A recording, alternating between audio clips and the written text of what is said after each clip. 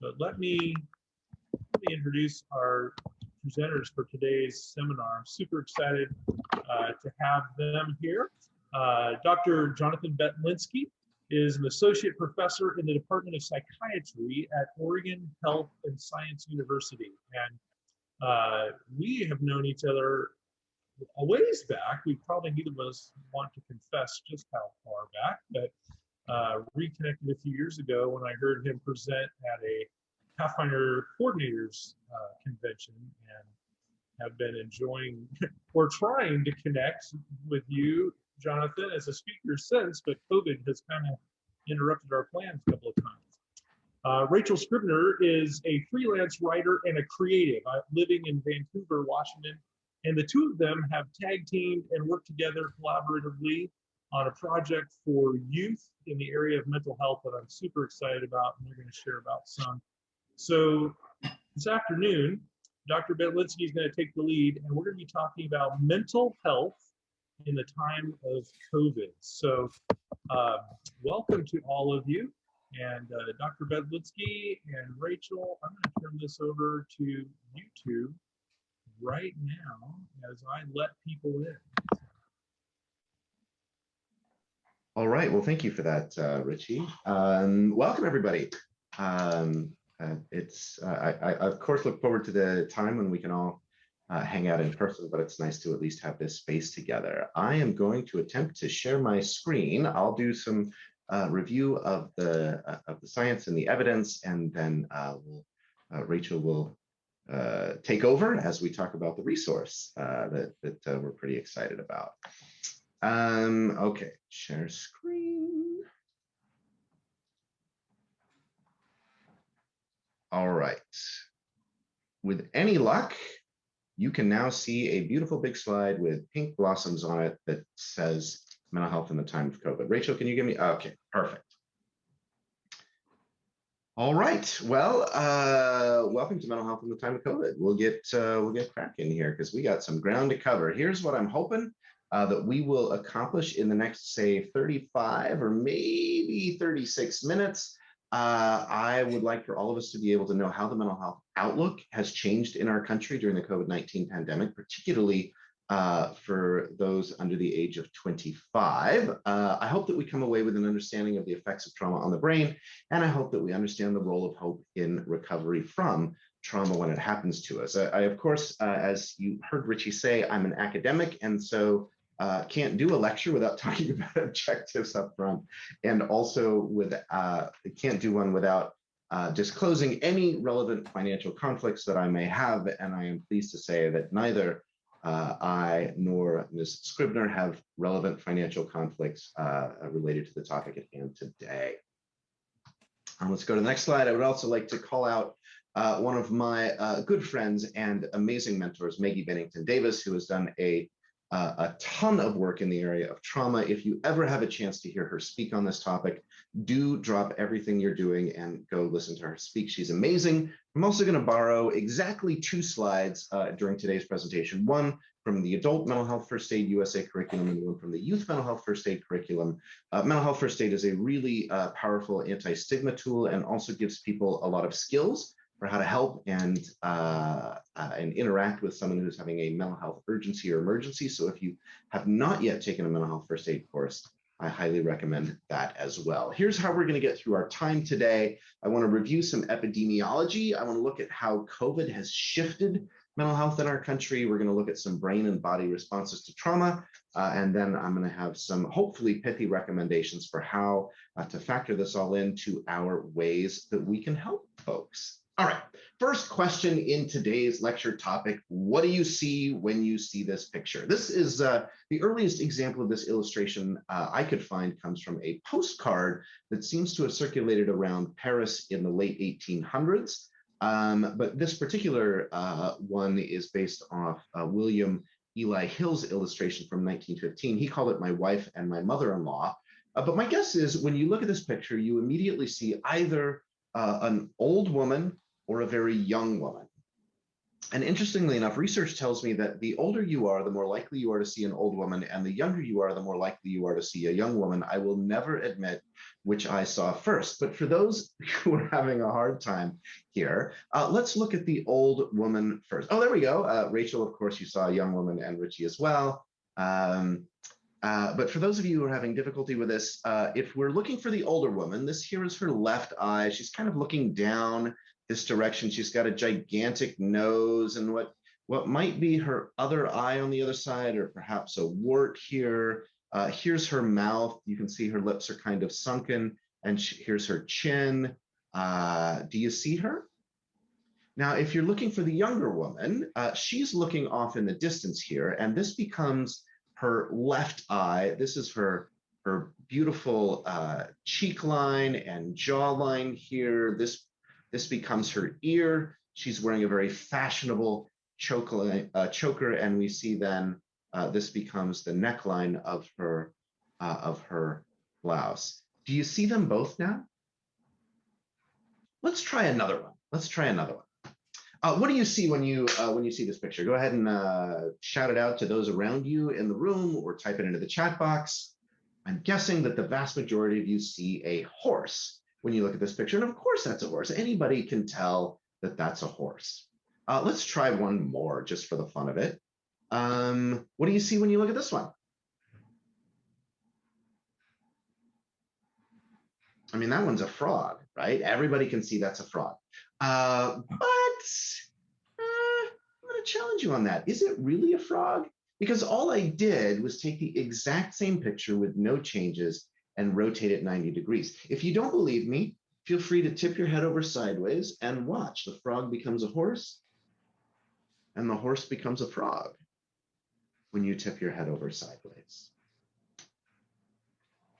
I'm sorry, I don't know where this illustration first came into being. I did, at least 15 minutes of internet research and couldn't find anybody taking original credit for that. The point here is that when you change the way you look at things, the things you look at change. And what I'm hoping today is maybe to change our perspectives a little bit on things in hopes of changing, well, frankly, us. First, let's go over some statistics. All right. In the United States of America, in any given year, if we look at adults, so this is people over the age of 18, about 18% of us meet criteria for any mental health disorder. The most common mental health disorders are anxiety disorders. You can see that major depressive disorder, which is the sort of prototypic depression, is up there a fair bit. And I want to remind all of us that despite the very large part that it plays in our consciousness, psychotic disorders, things like schizophrenia, are actually pretty uncommon. So this is, again, at any given time in a year. The lifetime incidence of these things is a bit higher. For instance, anxiety disorders will affect about 1 out of 3 of us over the course of our life. It's heartbreaking to me that only about 4 out of 10 or 2 out of 5 people with a mental health condition are getting any sort of mental health specific services for that in any given year. If we look at ages 13 to 18, so youth in our country with a mental health disorder, you can see that the incidence is actually higher. Anxiety disorders, real close to 1 out of 3 in any given year, and mood disorders, almost a little more than double, about 14.3% in any given year. And this is in part because the peak time of incidence for mental health disorders in our country happens to be during that 13 to 18 period. You'll also notice on this slide that we have a NA, not applicable, when we look at severe impact of substance use disorders, because if you are an adolescent and you meet criteria for a substance use disorder, that is having a severe impact. There's so much going on developmental wise in our brain right then that there's just no way around it. I'm going to look a little bit at trauma more specifically. Let's look at PTSD. In the general population, about 6.1% of us have PTSD in the United States of America. You can see that skews just about 2 to 1 in favor of women being more likely to be diagnosed with PTSD. If I shorten that and look just at 1 year, that's a little less than 5% of us. And again, women outnumber men about 2 to 1. But even if we step away from a full diagnosis of PTSD, better than 2 out of 3 of us have at least one potential traumatic exposure. So that's a trauma that's judged to be enough to put you at risk for developing PTSD. And you can see that that statistic holds even for those who don't have a diagnosis of PTSD. The good news is there are things that protect us from developing post-traumatic stress disorder. And that includes things like being Asian or Pacific Islander, being educated, being wealthy, living in a city, and sharing your living space with other people as opposed to living alone, all seem to help decrease your risk of developing PTSD. Let's look at the impact now of what happened when a curious spherical spiky-shaped virus entered the scene, and that's SARS-CoV-2. Well, right away we begin to notice effects. So this data is collated by the Kaiser Family Foundation, does a lot of really interesting research in our country, and we can see already that by June, so the pandemic really sort of broke loose in our country in March, is when things like lockdowns and major work disruptions started to happen. Famously, Amazon kept all of their workers home on a day in early March, and the freeways in the Seattle area just went empty. And already by June, people are reporting increased symptoms of anxiety or depressive disorders, and people have the amount of people who report they use a substance to cope with their stress has more than doubled in our country, and the number of people who have seriously considered suicide in the past 30 days during the first 3 months of our pandemic had already almost tripled. By the time we get to, I misplaced where I was. By the time we get to July, better than 1 out of 3 of us are reporting difficulty sleeping. Better than 1 out of 3, or about 1 out of 3 of us are reporting difficulty eating. About 1 out of 8 of us are reporting increased alcohol or substance use, and 1 out of 8 of us worsening chronic health conditions. Moving forward, by the time we get to the end of 2020, the share of adults reporting symptoms of anxiety or depression during the COVID-19 pandemic is up, and we can see that it makes a huge difference if you've had a job loss in your household or not. So if you've had a household job loss, we're now up out of more than 1 out of 2 of us, more than half of people who had a job loss in their household were reporting symptoms of anxiety and panic by the end of 2020 versus just a little less than 1 out of 3, still very high for those who hadn't lost. And it turns out that whether or not you lost a job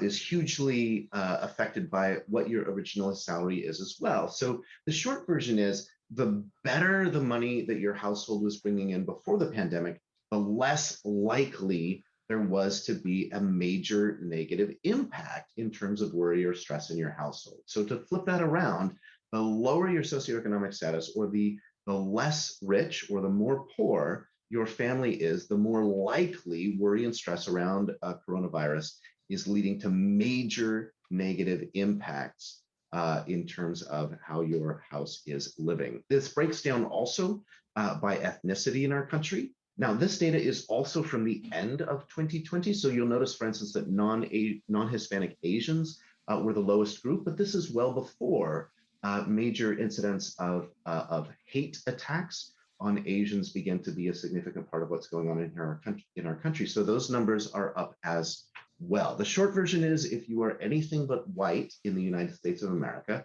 you are at greater risk of having developed anxiety or depression during the pandemic.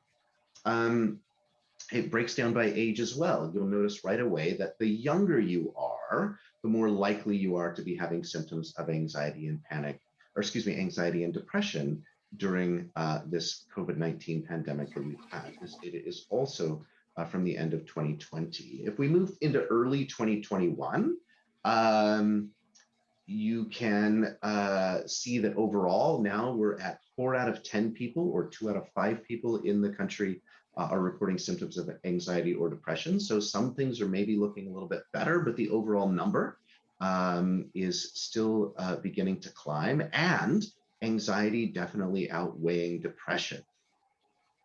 Let's compare this to a year. So if we compare January of this year, of 2021, with the overall number of people January to June in 2019, so that's the year before the pandemic hit, you can see that we are up almost 4 times in the amount of people reporting symptoms of anxiety or depression. That is a remarkable increase. If we look More specifically, at young adults, ages 18 to 24, you saw in that previous graph, they are more likely to have problems, but they were already more likely to report things like poor mental health and substance use disorders even before the pandemic hit. And then young adults have had some really unique disruptions, a loss of social structure, which is incredibly important during early adulthood.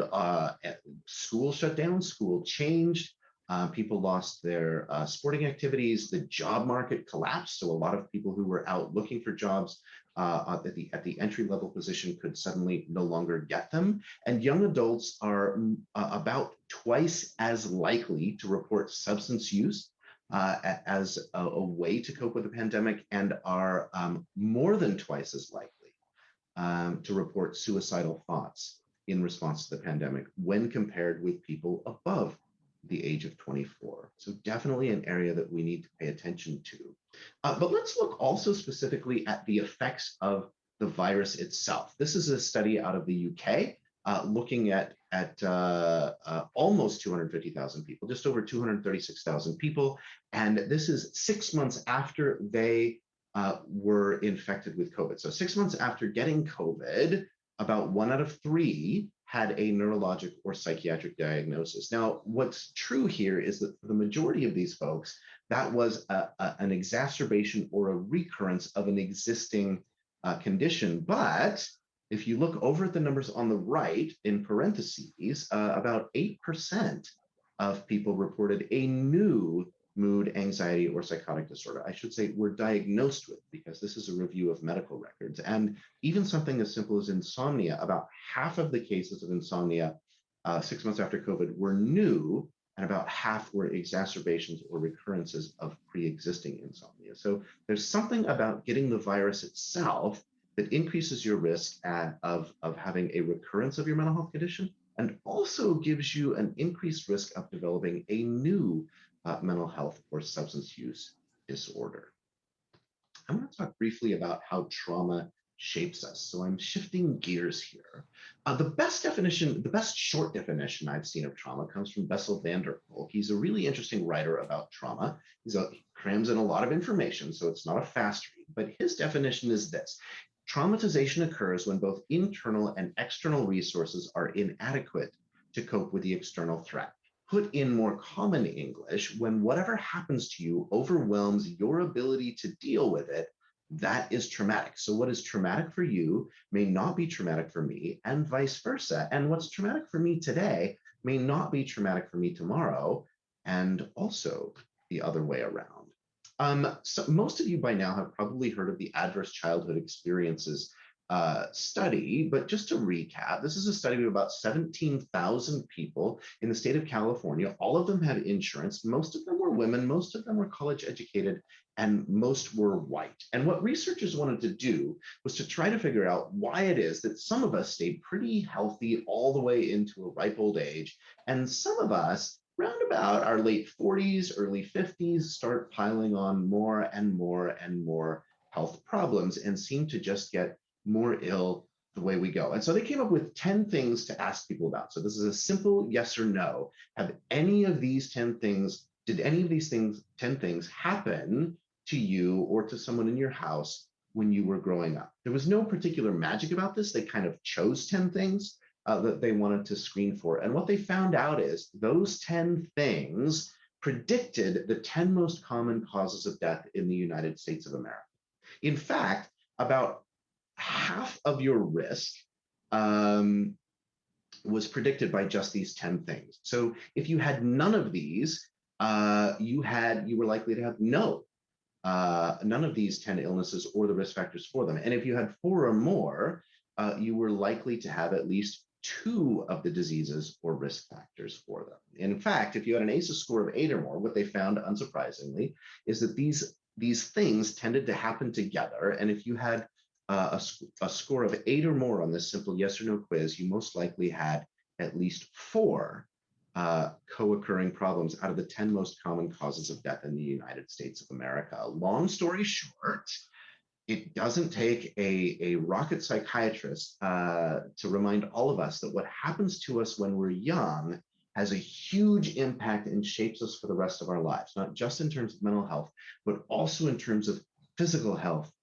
And look at that blue circle at the bottom, has a huge impact on what sorts of careers and educational and income opportunities might be available to you.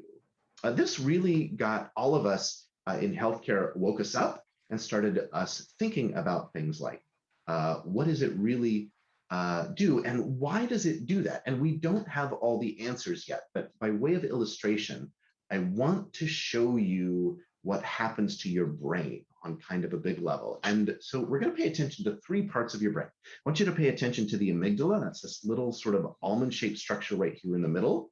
Amygdala comes from the same Latin root word as the Latin for almond. So there it is. I also want you to pay attention to the hippocampus, which early researchers thought looked like a seahorse, hence the name hippocampus, in the middle of your brain, and the prefrontal cortex.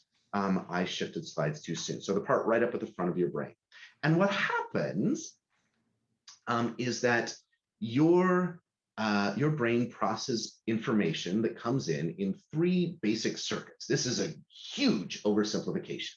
But when you are born, you have a fully functioning amygdala. And your amygdala's job is to tell you thumbs up or thumbs down, this could kill me, or this is okay. We think of your amygdala as being the seat of your emotions, but really it's a threat detector. So impulse comes in and your amygdala processes it almost instantaneously and tells you, yes, this could kill you, or no, it's perfectly safe.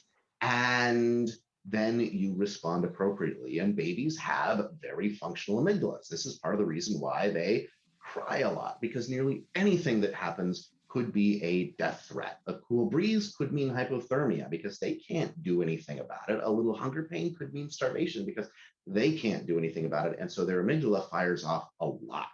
The next is your hippocampus, and that's a little bit slower. And your hippocampus isn't working very well when you're born, but it starts to come online about 4 months and is probably fully online by around 2 for most of us, 3 for all of us. And your hippocampus's job is really to sort of take stock of your immediate surroundings. I feel hungry, but dad is getting my bottle ready, so I probably don't need to raise a fit just yet. I'm scared, but mom looks okay, so maybe I'm okay. And your hippocampus takes maybe a few seconds to make a decision. It's a little bit longer. And what your hippocampus can do is sort of modulate or suppress the action of the amygdala, and you can do maybe something different than your first impulse. And then finally, things go up through your cortex. And your cortex, its job is to really pay attention and to make sense of things. And your cortex can sort of borrow from your memory and, wow, this is a lot like that thing that happened to me when I was 5. And it's also, I mean, that book that I read last week helps. And oh, what was that thing I heard in that last podcast I was listening to?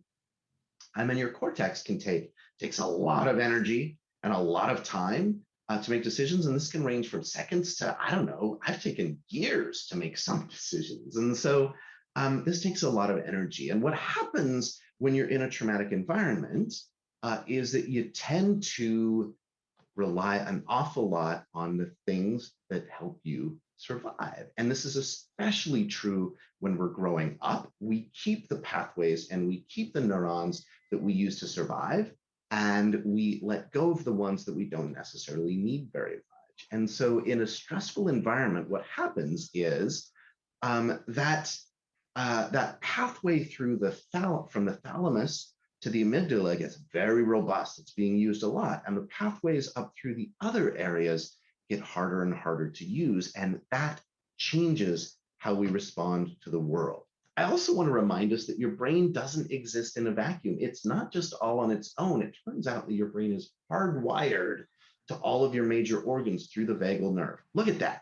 Every major organ is wired directly into your brain, and your brain is constantly sort of influencing organic function and is also reading input from your organs to figure out where it is and how safe it is and what's going on. So your brain and your body are definitely connected. It's almost as if you have a neck. All right. So what happens is we end up fighting our own biology. And when we get wired into a traumatic state, when we do just what we've done for this past year, where where we're in sort of a traumatic space for a year, we end up getting wired for things like hyper alertness, wired to pay attention to threat. We get stuck in very anxious places. We are in essence programmed to act, not to think, and we can measure this on tests. Your ability to think, to cognitively process things is reduced, and what tends to get through are the more extreme thoughts, the I could die kinds of thoughts. All right, so trauma changes us. And when we can no longer regulate ourselves because the environment has been too traumatic, we stop recognizing our own emotions. We get disconnected from our bodies. That's called dissociation. We begin to somaticize our emotional pain. We begin to express things physically, and that can come out in things like migraines or back pain or other kinds of physical things. And hyperarousal, this seeing the world as a threatening place, becomes our baseline. And we begin to interpret previously innocuous things as painful. For instance, if I measure the pH, the acid-base balance in your esophagus, there is no major difference between people who have a traumatic history and people who don't, but people with a history of trauma are much more likely to report symptoms of acid indigestion. Their brain is over-reading the threat, and people with a history of trauma are much more likely to report things like migraines, whereas those of us who don't have so much trauma are much less likely to have migraine headaches. So there is something, it changes our perception on a very fundamental level and changes how we pay attention to things. Switching back again to the direct effects of the virus, we now know that SARS-CoV-2, the virus that causes COVID-19, has pretty direct impacts on all of these different areas of our bodies. We've now measured them. It's been around long enough for us to know. And what we suspect is that this is going to cause some very long-term complications. We already know that about 1 out of 3 people who get COVID end up with persistent symptoms of COVID. We've lumped them together called long COVID, and we don't really understand how long COVID is, but the scientific community is concerned about this. More specifically, looking at brains, look at that top aggregate of functional MRI. So what functional MRI does, the short version is it can help us, among other things, look at what parts of your brain are active or not. And the blue areas, let's just pay attention to the blue areas. The blue areas show nice, good activation. And so the very top is an average of a bunch of people who have not had COVID yet. So you can see there, for instance, that the prefrontal cortex, that front part of your brain that I was talking about, has really good activation before COVID. But 1 month after COVID, you can see that there is less activity up in the prefrontal cortex. And 6 months after COVID, you can see that that activity has continued to taper off. Infection with COVID directly affects how well your brain works. And we don't really understand all of the mechanisms for this yet, but we can see it, we can measure it on functional MRI.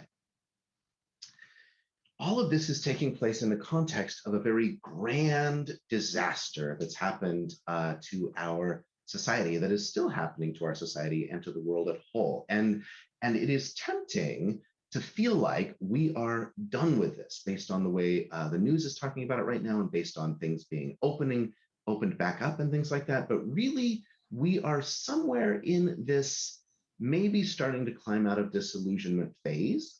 We've maybe been through an anniversary reaction, except it's really just the anniversary of the first lockdown. But the point is we have not yet recovered to baseline. We are somewhere here, and there will be ups and there will be downs, and it really sort of depends on how the pandemic goes. But we are definitely out of the honeymoon phase. You can tell that because people are starting to get really irritated with each other. And so we have not yet made it all the way through this disaster. So where's the hope in this? Well, the hope, I think, comes from changing the basic question. Now that we understand that things have happened to somebody, when we see somebody not being at their best and not having their best day, instead of asking what's wrong with you, I think maybe the better question to ask is, what's happened to you? Do you see the difference? When I ask what's wrong with you, I'm saying it's your fault. And when I ask what's happened to you, I'm acknowledging that some things are beyond our control, and I really want to know who you are and what's going on with that. And when I lean in and I ask the question, what happens to you, that allows me to do things like open up communication with somebody and listen in order to understand them instead of listening in order to tell them something. It allows me to work on building relationships for the first time, or perhaps rebuilding relationships. It allows me to do things with myself, like accept my own limits in things and to be gentle with myself. It allows me to do other things like deliberately enjoy the situation, notice the progress that I'm making, breathing deeply. It allows me to pay attention to basic things that are helpful for my health, like making sure that I'm moving my body every day and I'm hydrating and I'm sleeping and I'm avoiding substance uses. And most importantly, I hope that you take away from this talk that you do not want to get COVID. So if you have not gotten your vaccine, please go get your vaccine. I want your prefrontal cortex to keep working as well as it possibly can. There are lots of other ways that we can help people, and that's what my whole area of expertise is dedicated to. I and other community mental health people like me. But the short version is recovery is absolutely likely. Our job is to create the environment for recovery to occur. We need to believe that people can and will do better. People tend to live up to our expectations. And so I really feel like maybe mostly it's our job to be the bearers of hope. I have chewed through a lot of time, but I want to summarize and say we are still going through a massive trauma. We are not yet out of the woods. The trauma that we have experienced is doing to us what trauma does, and that is it is rewiring our brains and our bodies, and that is even outside of the direct effects of COVID itself, which for those of us who have had it has a huge impact on our brains and our bodies, even if we didn't necessarily get terribly ill right at the beginning. The ways that humanity is reacting to this, the fights that we pick with each other, the sort of political polarization that we see in our country, some people seeing disasters, some people seeing things being sort of manufactured and made up. All of these things are really sort of unsurprising. Some of us are thriving, some of us are very dysfunctional, and that is to be expected. But what I do expect is that people will get better. Recovery can absolutely be our expectation, but I think the change starts with us, and I think that comes from changing the questions we ask when we see people having a hard time. I think we can ask better questions. All right, that is it. There's my contact information should you need it, and a quote from one of my favorite authors, Amy Leach. I'm going to turn the time over to Rachel. Thank you so much for sharing all of that. And everyone, if you have questions, hang on to them, because just as soon as we go through this next bit, you'll have a chance to ask some of those. But before we do that, all of the great information that Dr. John just shared with us, well, some of it at least, we got to talk about before COVID happened. A lot of what he talked about there was new, which is great, because that means there's more we can share. But he shared some of his expertise with me and a few other people before any of this happened, and we prepared a few booklets that are mental health resources. And they don't specify anything about COVID since they're a little bit earlier on, but they are a really good way to say, specifically for anxiety and depression, what are my steps if I'm feeling anxious, if I'm feeling depressed? How do I find out if I need treatment? Where would I go to get that? And what can I do to feel better on my own? And Dr. John, do you want to talk a little bit about why we chose anxiety and depression to focus on? Yeah, thanks for that, Rachel. We chose anxiety and depression as our primary focus simply because anxiety and depression account for the vast majority of mental health conditions in our country. And so as we thought about how we could be the most helpful to the most people, it just made sense for us to focus on anxiety and depression. There are plenty of other mental health challenges out there, but we wanted to do what we could to be the most helpful to the most number of folks. Absolutely, thank you. And even even if you have other mental health challenges, some of the hints in these booklets may be helpful to you, but chances are that if you are not dealing with anxiety or depression, you probably know someone who is. So these will likely be helpful to you. What I'm going to do is share my screen, and I'm going to bring up, well, first I'm going to put the website in the chat. So it is oneteammentalhealth.org. And this is a website that the North American division created where you can go. Sorry, it's not coming up quite like I wanted it to, but we're almost there. Okay, one more try at the screen share. There it is. All right. So this is a website that NAD created where the resource is available. And what they have on here is two options. You can go to learn and click on articles. And on that page, you'll be able to see the different articles that are within each of the booklets separately. So if you like to read online and click through that way, you can. But what I find perhaps the easiest and the most organized way to do it is to go down to downloads on this about menu. And that will bring up each one. You'll see that there's 7 booklets. One about depression and kind of what it is, how you might be able to recognize the symptoms in yourself or in a friend, and what that means for treatment.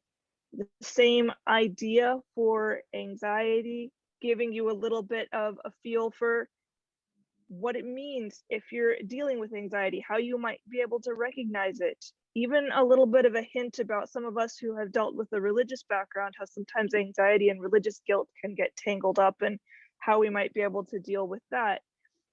And again, some treatment options. And there's a specific booklet on thoughts of suicide or thoughts of harming yourself, just because those are something that's serious enough that if you are experiencing those thoughts, which it is normal to have some thoughts of that, you just want to know how you can deal with that and how you can, I guess, identify more serious warning signs. Is there anything that we should add to that, Dr. John? Well, I would just remind us, it depends a little bit on how you slice the data, but as 1 out of 10 of us on any given day have what could be classified as a suicidal thought. So it's part of the continuum of human experience to feel suicidal from time to time. And because that's so common, and because once somebody dies, we have very little chance to help them at that point. We wanted folks to know that there is hope, and there are ways that you can help yourself and ways that you can help other folks when somebody is having thoughts of suicide, or when somebody is having thoughts of wanting to harm themselves or needing to harm themselves without necessarily wanting to die. That's called non-suicidal self-injury, and commonly gets called self-harm. And we wanted to know that we wanted folks to know that there's help and that this is not an unusual experience. Thank you so much for helping clarify that. So that one got its own booklet and a lot of special attention because it's very important. And there's another booklet on treatment options. So getting help is talking about seeing your doctor, seeing a mental health professional, how you might find one, and how to kind of take those steps and start that process. Right now, mental health professionals like Dr. John are working very hard during the pandemic, and we appreciate that very much because they have a lot of people who are feeling like I'm feeling, a little bit down and overwhelmed during all of this. But there are still resources available, and this will help us kind of sort through them and find them. There are also a couple books talking about what you can do on your own to feel better. So as you're starting treatment, not instead of, you can look at things you can do physically. So these are, if you talk about cognitive and behavioral strategies, these are the behavioral ones, right? Exercising, helping to improve your sleep because sleep heals your body. Some tools like that. And then the cognitive side, which is a separate booklet, is talking about the things you can do mentally. So what are the negative thoughts, the lies that we get introduced into our mind, and how do we confront them? Great strategies that I learned a lot while we were working on these booklets about how to teach yourself healthier thinking and start thinking more positively. And then staying healthy it's easy to know what to do, but keeping it up is the long haul, and that's the real victory, is learning to do it one day after another. Especially during this pandemic, I've realized how helpful it is when that is successful, and how much I appreciate it when I've fallen off, to get a chance to do it again. So those are the 7 booklets. You can come to oneteammentalhealth.org and download all of them for free. And they are available at Advent Source if you want to purchase them already printed. And you have to pay a little bit there for that. And I'll put that link in the chat as well. Anything else we want to say about these, Dr. John?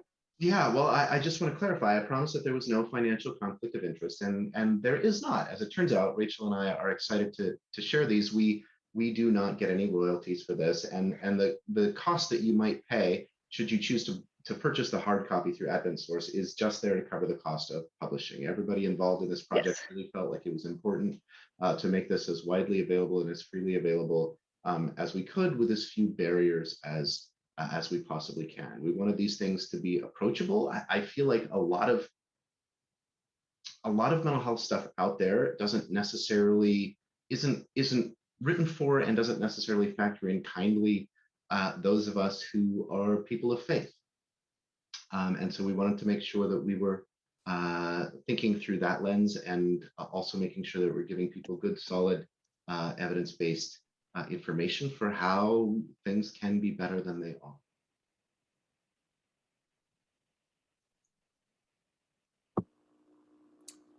Thank you. And I am putting the link right now in the chat for a place where you can purchase all 7 of the booklets, or at least not purchase, but pay the printing price to order, just as you said.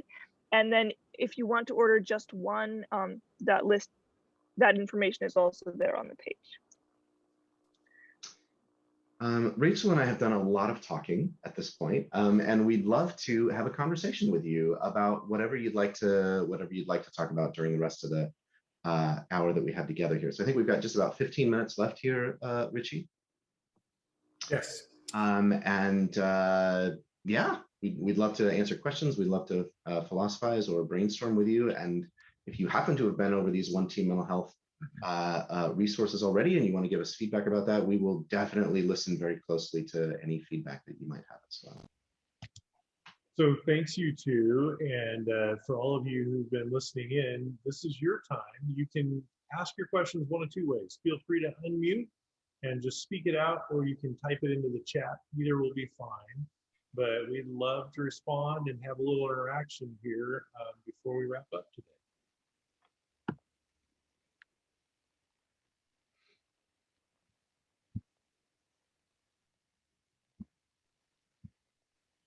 I just out and say hi to Julene.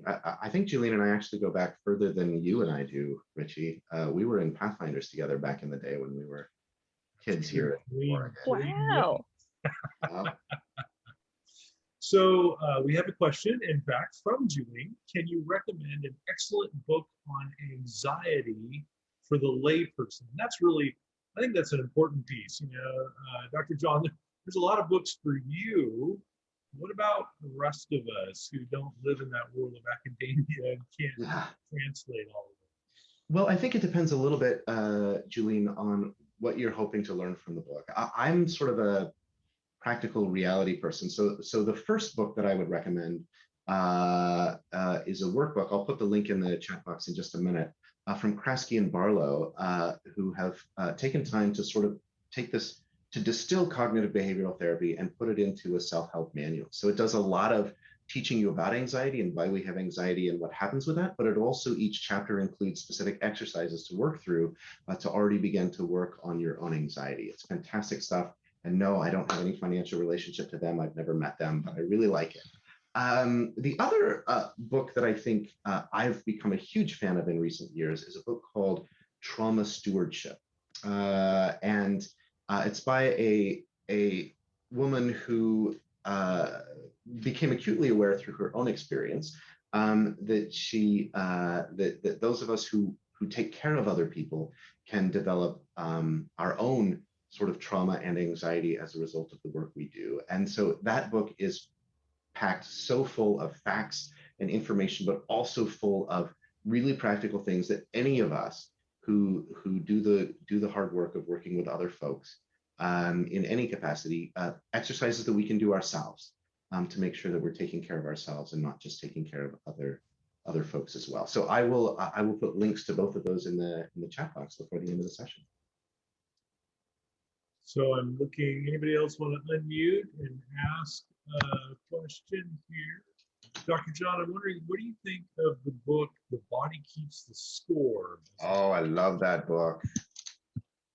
You heard me talk about Bessel van der Kolk, or at least quote from Bessel van der Kolk, and that quote that I had in the presentation is actually from the book, The Body Keeps the Score. It was one of the early works in our country on the impact of trauma and how it affects our physical and emotional health. And he does a really great job of wading through some sort of complicated science to explain it. And he does a fine job with that. I'll just warn you, it's a bit wordy and it's not necessarily a quick read, but it's worth plowing through, and it certainly opened my eyes along the way.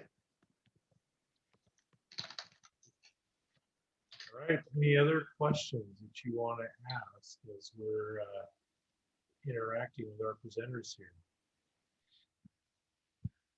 All right, here is the link for, I'm using pals.com just because I'm in Portland, but Yeah.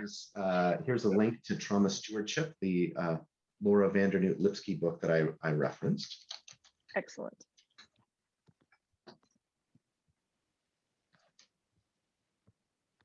And do you remember a key tip from that book that you want to share while we wait for the next question?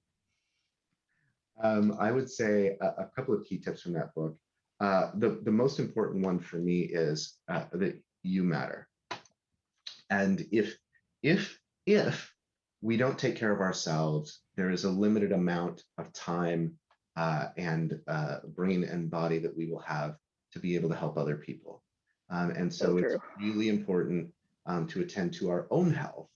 It's very tempting, particularly when we do the work that many of us people of faith do, which is either to spend our professional lives or an awful lot of our personal time rolling up our sleeves and trying to make the world a better place around us.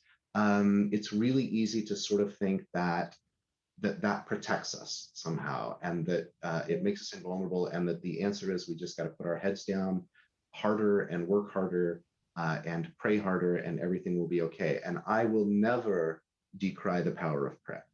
And also, I'm aware that any prayers we pray come from a sort of a finite body that we have, and the work that we do takes a toll on us. And so I'm interested in us all learning to take better care of ourselves. In the end, we end up being able to help more people when we do that. So I have a question for you too. I mean, you've produced these flyers, focused really on young people, youth, young adults. But a lot of the people that we work with, whether it be in Pathfinder ministry or youth ministry, young adult ministry, they don't have masters in counseling. They don't have a background as professionals, but they're interacting with these young people. So if a young person comes to somebody who's the local church youth leader or a counselor in the Pathfinder Club, and they pull up their sleeve one evening and they say, yeah, I've been cutting. Or if they say, man, they ask, how are you doing? And they say, I'm not sure I want to live anymore. Some of these things that can be really troubling and alarming to those of us that work with young people. How do we respond as lay people who are not professionals in mental health? How do we respond in those moments when we're in direct contact with serious trauma? It's a really important question, Richie. Rachel, do you want to weigh in on this one first, or do you want me to take a crack at it? I think it's all you, really. I got that. You are the mental health first aid instructor. This is your moment. Take first crack here. I think so, Richie. Those moments can be kind of terrifying when they happen, because we really don't want to mess them up. and we certainly don't want to make things worse. So I think the first thing to do is to take a deep breath. It's a great time to ask God for some quick help as well. And the next thing to do in that deep breath, what taking deep breath does is it lowers your own blood pressure and your pulse, and it helps settle you. So take a deep breath and be as grown up and as professional as you know how to be, regardless of what your level is training or whatever else. So I think little tips for how to do that. Number one, to be curious. So I think a lot of what we want to do when somebody reveals something to us is we want to sort of march in and take control and do the right thing. And what I wanted to let you know is the right thing to do in that situation is to be curious and to listen. Listen without judgment, listen non-judgmentally, listen to understand who somebody is and what's going on for them, rather than listening for your turn to talk or your turn to dispense wisdom or your turn to wrestle with your own stuff. This is a moment when somebody reveals something like that to you. This is a moment when it gets to be about them. And you don't have to have the right answers. In fact, the right answer might be, I don't really know what to do. So we're going to call the local mental health crisis line, or we're going to call 911, and you and I together are going to talk with them and figure out what to do, right? That might be as much as you're able to do, but get curious. In the case, for instance, of cutting with non-suicidal self-injury, that is my first rule, is to get curious. Oh, what happened? And then the second area of curiosity is, what did that do for you?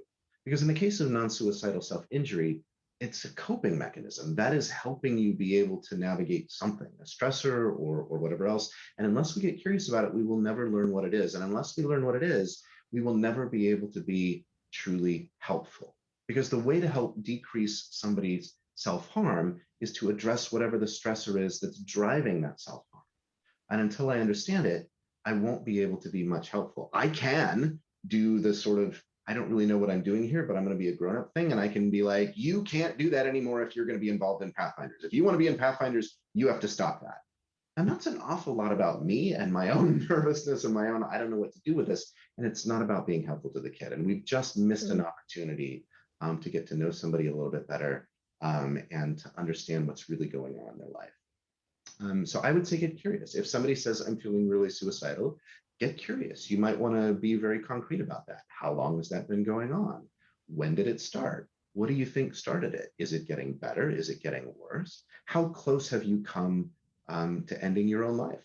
What kinds of things have you thought about getting together about this? And really trying to understand in a way that, again, tries to be not judgmental, but rather is just trying to be curious. Where are you and what do we need to do about this? Again, 1 out of 10 of us might have a suicidal thought on any given day. So that doesn't necessarily mean that somebody who is suicidal, that we need to panic and put them in an inpatient mental health treatment setting, right? But it does mean we want to get curious about it. And it means we want to figure out then and partner with them about what's going to happen next and how are we going to address this. Good. Hey, what was the name of the training that you mentioned? Was it a mental health first aid? Yes. Okay. Mental health first aid. And that's a question that just came in. Can you tell us more about mental health first aid? Like you guys are connected. It's amazing. Julian, thanks for that question. So Mental Health First Aid USA is the curriculum that's been specifically developed for the US. This is a curriculum that was originally developed in Australia. It's now been adapted to, I think, over 30 countries. But it's basically designed to teach people an awful lot about the most common mental health problems. So it breaks it down for adults, breaks it down into major categories like anxiety and depression and psychosis and substance use disorder. And for youth, it's really a lot more, well, I'm going to come back to youth in a minute. And it teaches people a very basic algorithm, much like CPR teaches you very basic steps to do when somebody appears to be having a heart attack or a breathing problem. This is designed to give you very simple, easy steps to follow. It's a 5-step algorithm for what to do when somebody is having a mental health crisis or some other mental health urgency, and you happen to be there. So it's really helpful. It gives people something to do. And in the course of that 8-hour class, it's been shortened a little bit if you take it online, by the way, thanks to COVID-19. In the course of that class, you will learn a lot of information, and you'll learn practical ways to be helpful. It is not a course for me to go and learn how to manage my own mental health. It is a course for learning how to be helpful to somebody else who's having a mental health urgency or emergency. The youth variant is different.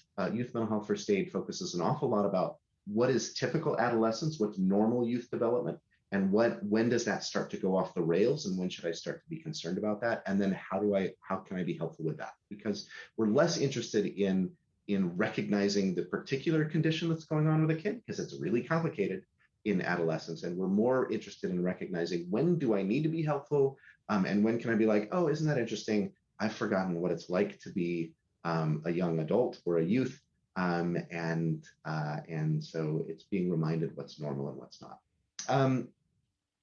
And both of them, if you show up to the in-person, both of them take 8 hours. With both of them, you come away with a certification. There are a ton of other adaptations out there now. There's one for law enforcement, and there's one for people in the military, and it's been translated into Spanish and is more Latinx culture specific. And again, if you go to Canada and you take it there, it's going to be a little bit different, because they're going to look at Canadian mental health statistics and Canadian resources and things like that. And so I highly recommend it. I actually took it myself first, and as a psychiatrist, I was not at all insulted. I thought it was really helpful information, and I found myself dividing into two different ways of thinking about it, right? I don't get to navigate the world always being a psychiatrist. When I'm walking back to my car after seeing an interesting show or an interesting play, and somebody who is completely psychotic approaches me under the moon, that is not a time for me to be a psychiatrist. That's a time for me to be a real person who has some sense of how to help somebody in a crisis. Same thing in the grocery store, right? If somebody begins to have difficulties, and when I'm grocery shopping, I don't have the luxury of sitting down and doing a 90-minute diagnostic interview with them. It's just not going to happen. So I find myself sort of switching those hats, and it's really, really useful stuff. I got to take this class from Dr. John, which I highly recommend, by the way. Excellent teacher.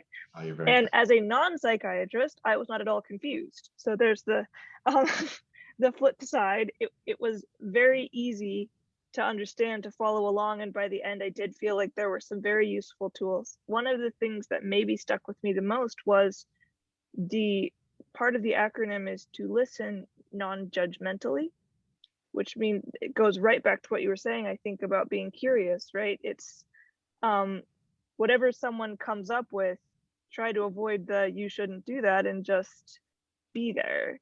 I have been around Pathfinder leaders once or twice who, when somebody did what you mentioned, Richie, which was talking about cutting, or perhaps even engaging in cutting in the middle of Pathfinders while they're driving, it's easy for a Pathfinder leader to say, well, they want attention, and so if we don't give it to them, then they'll stop. But there are several levels of decision making in there that perhaps, if you've made a wrong choice, could go the wrong way. So the listen non-judgmentally was really helpful for me to remember in situations like that, I think. Yeah, thank you, Rachel. Rachel, thanks so much for that reminder. I am working hard, and I have not mastered it yet, but I'm working hard to change this idea in my head of attention seekers to attention needers. Somebody who does something that really sort of seems manipulative or inflammatory is somebody who needs attention. They may not have great language for asking for it, and they may not be able to do it like the grown-up we wish they could be, but there's somebody who needs attention. And so I just wanted to thank Rachel for reminding me that I am not there yet, but it's something we can all be working on. So I'm certainly not entirely there either.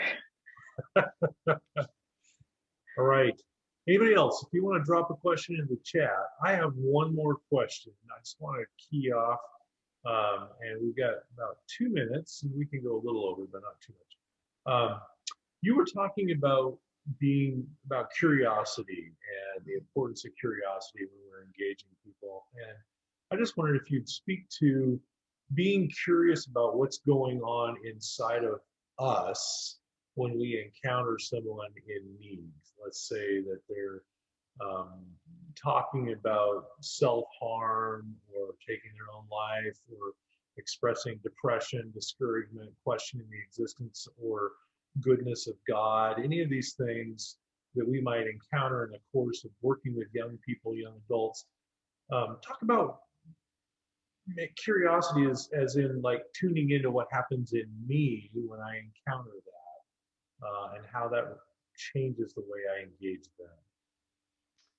It's a really great reminder, Richie, and I'm appreciative of the book Trauma Stewardship reminding us this as well, that we've got to pay attention to what's going on in ourselves.